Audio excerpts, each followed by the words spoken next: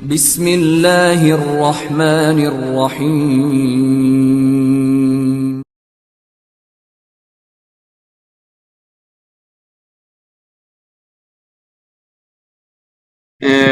مفتی ساکھ مرحوم نے کوئی امامت کے اوپر بہت زیادہ لیکچر دیے تھے اور ان کا چیلنج تھا، اور آج مرزا بھی یہ کہتا ہے کہ کوئی بھی شیعہ چاہے وہ پاکستان کا عالم دین ہو یا ایران کا میرے امامت کے ان لیکچرز کا جواب نہیں دے سکا، سب لاجواب ہو گئے. اس میں کتنی حقیقت ہے؟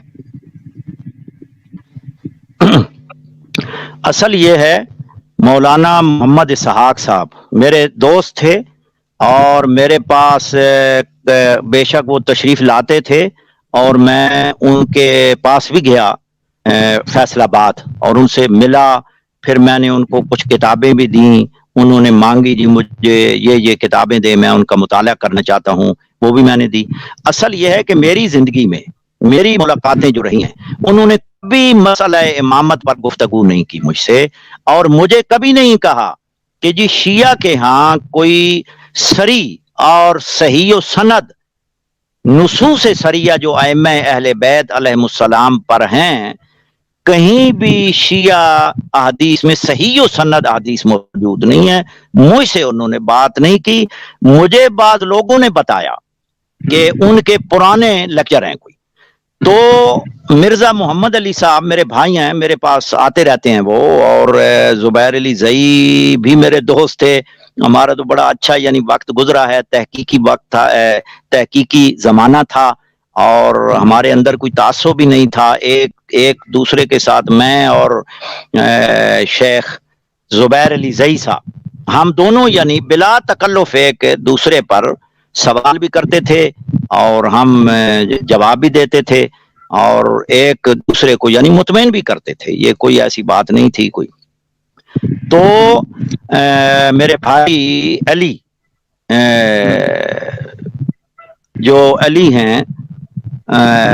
یہ بھی میرے پاس تشریف لاتے ہیں. تو میں نے ان سے پوچھا، ان کا ایک دن فون آ گیا مجھے، تو میں نے پوچھا ان سے کہ مولانا محمد اسحاق صاحب کے یہ کوئی لیکچر ہیں امامت پر کہ شیعوں کے ہاں کوئی ایسی صحیح و سند روایت نہیں ہے کہ جو ائمہ اہل بیت پر یعنی جس سے یعنی ان پر کوئی نص ثابت ہو. تو انہوں نے کہا جی وہ ان کے پرانے شیخ صاحب، ان کے پرانے وہ لیکچر تھے اور بعد میں وہ ممکن ہے وہ یعنی سمجھ گئے ہوں، تو ان کے وہ یعنی پرانے تھے وہ، بس انہوں نے یہ بات کی. اب یعنی مسئلہ یہ ہے کہ مولانا اسحاق کا مطالعہ شیعہ کتابوں کا بالکل نہیں تھا، ان کے پاس وہ بالکل غلط. ان کے جو لیکچر ہیں ان میں تفسیر مجمع البیان اور تنقیح المقال بس یہی یعنی نظر آتی ہیں. اب میں حیران ہوں اور ان کی بات سن کر حیران ہوتا ہوں کہ انہوں نے یہ لیکچر، جبکہ شیعہ علماء بلکہ تمام شیعہ علماء متقدمین متاخرین محدثین فقہا کا اتفاق اجماع ہے، یعنی شیعان حیدر کرار کی یہ علامت ہے کہ حضور کے بعد 12 امام جو ہیں وہ ان کے حقیقی جا نشین اور خلفاء ہیں. اور ہماری کتابیں بھری پڑی ہیں. علامہ ہاشم بہرانی نے رحمت اللہ علیہ نے مستقل کتاب لکھی ہے نصوص ائمہ پر، ایک بڑی ضخیم کتاب میرے کتب خانے میں موجود ہے. اور دیگر علماء نے بھی ہمارے کتاب الحجت میں باقاعدہ واضح یعنی نصوص سریہ موجود ہے کہ ان پر جو نص یعنی ائمہ اہل بیت پر پیغمبر اکرم صلی اللہ علیہ وآلہ وسلم کی حدیث کہ میرے بعد میرا خلیفہ میرا جانشین علی ہے، اس کے بعد یعنی امام محمد مہدی تک نام با نام یعنی حدیث صحیح سند سے موجود ہے. لیکن مجھے دکھ ہو رہا ہے کہ کاش کہ وہ مجھ سے پوچھ لیتے ادھر ہی، تو میں ان کو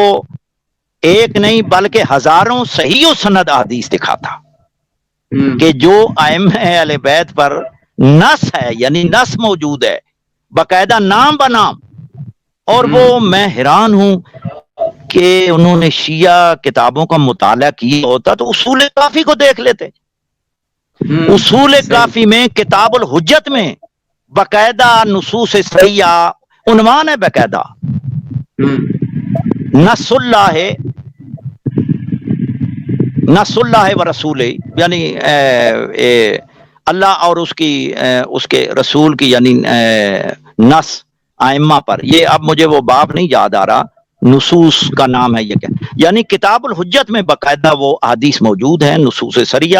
جو سندن ٹھیک ہیں، متن بھی ٹھیک ہے۔ اب دیکھیں یہ آیت بلغ اور آیت تکمیل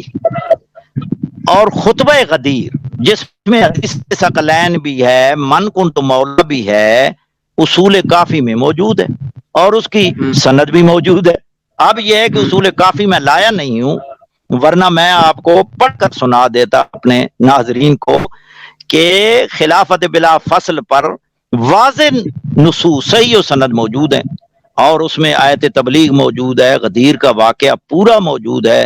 اور اس کی سند بھی ٹھیک ہے۔ میرا خیال ہے کہ انہوں نے شیعہ کی کتابوں کا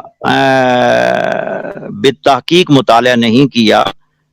بس کچھ چند کتابوں کا مطالعہ کیا ہے انہوں نے، اور وہ انہوں نے دعویٰ کر دیا، اتنا بڑا دعویٰ کر دیا، مجھے تو ہنسی آتی ہے، اور پھر یعنی دکھ بھی ہوتا ہے کہ وہ اتنے یعنی کمزور تھے اور یتیم فی العلم تھے کہ وہ شیعہ کتابیں نہیں پڑھ سکے، کم از کم مجھ سے ہی پوچھ لیتے، میری تو ملاقاتیں تھیں ان سے، میں حیران ہوں اور مجھے دکھ ہو رہا ہے۔ اگر کسی کو اب بھی شک ہے، مثال کے طور پر مولانا محمد اسحاق مدنی صاحب کے جو پیروکار ہیں، یا ان کے جو جانشین ہیں، یا ان کے جو نائب ہیں، میرے پاس آ جائیں، میرے پاس آئیں، میں ان کو باقاعدہ یعنی پکچر ان کی طرف بھیج دوں گا، یا میرے پاس با نفس نفیس تشریف لائیں، میں ان کو دکھاتا ہوں۔ یہ تو شیعہ کی یعنی علامت ہے، ہمارے تو مذہب کی یعنی اساس ہے یہ، میں تو حیران ہوں ان پر۔ اس سے پہلے کسی سنی نے نہیں کہا، یعنی کسی سنی عالم نے، محدث نے یہ بات نہیں کہی کہ شیعوں کے ہاں نصوص سریہ صحیح اسناد کے ساتھ شیعہ کتابوں میں نہیں ہے۔ آج تک کسی نہ متقدمین سنی محدثین نے اور نہ متاخرین محدثین یعنی سنی محدثین نے یہ بات کہی ہے، اور نہ کسی اور عالم نے، یعنی اس عصر حاضر میں بھی کسی عالم کی زبان سے میں نے نہیں سنا کہ شیعوں کے ہاں جی نص موجود نہیں ہے۔ اور ان کے یعنی تفردات بہت سارے ہیں، مولانا اسحاق صاحب کے، ایک وہ کہتے ہیں جی فدق جو ہے وہ جی چاہتے تھے کہ ہمیں بس ہماری یعنی نگرانی میں کریں، لا حول ولا قوت، یعنی یہ تو بخاری اور مسلم میں بھی موجود ہے کہ بی بی نے وراثت کا دعویٰ کیا، خمس کا دعویٰ کیا، لفظ ہی نہیں ہے یہ کہ ہمیں دے دو اور ہمیں یعنی نگران بنا دو۔ میں تو حیران ہوتا ہوں، ایک تفرد ہے، کوئی منطقی دلیل نہیں، کوئی معقول دلیل نہیں ہے، بالکل غلط ہے۔ صحیح، یہ پلیٹ فارم سے بھی پیغام پہنچ گیا ہوگا کہ جو متلاشی ہیں، اگر وہ مرزا صاحب اور یہ جتنے بھی افراد ہیں جو ان کی جانشینی کا دعویٰ رکھتے ہیں اور کہتے ہیں کہ ہم حق کے متلاشی ہیں، تو قبلہ صاحب نے دعوت دی ہے کہ وہ آئیں، امامت کے اوپر جتنی نصوص وہ کہیں گے نصوص سریہ ان کی خدمت میں پیش کی جائیں گی۔ خوب، قبلہ اگلے سوال کی طرف پڑھتے ہیں۔ سلمان علی ہیں کراچی سے، سلام دے رہے ہیں آپ کو، اور کچھ دعائیں ہیں الہی آمین۔ وہ فرماتے ہیں کہ قبلہ ابھی حال ہی میں انجینئر مرزا نے یہ کہا ہے کہ میں کچھ انہوں نے تشیع کے علماء کے نام دیے ہیں، جس میں قبلہ ساجد نقوی صاحب ہیں، قبلہ آفتاب جوادی صاحب کا نام دیا ہے کہ میرا مناظرے کا چیلنج ہے امامت پر کہ یہ آ کر اپنی امامت ثابت کر دیں، تو ہمارے تشیع کی طرف سے کیوں جواب نہیں دیا جاتا؟ دیکھیں جی، اصل مسئلہ یہ ہے کہ ہم ادھر بیٹھے ہیں اور مناظرہ اس پہ امامت پہ ہو چکے ہیں، اور امامت تو ایک ایسا مسئلہ ہے کہ شیعہ کے پاس قرآنی نصوص موجود ہیں اور نص صریح موجود ہے، اور میں حیران ہوں کہ بہرحال جو بھی ہو، میں نام نہیں لیتا، میں حیران ہوں یعنی کہ وہ امامت پر مناظرہ کریں کہ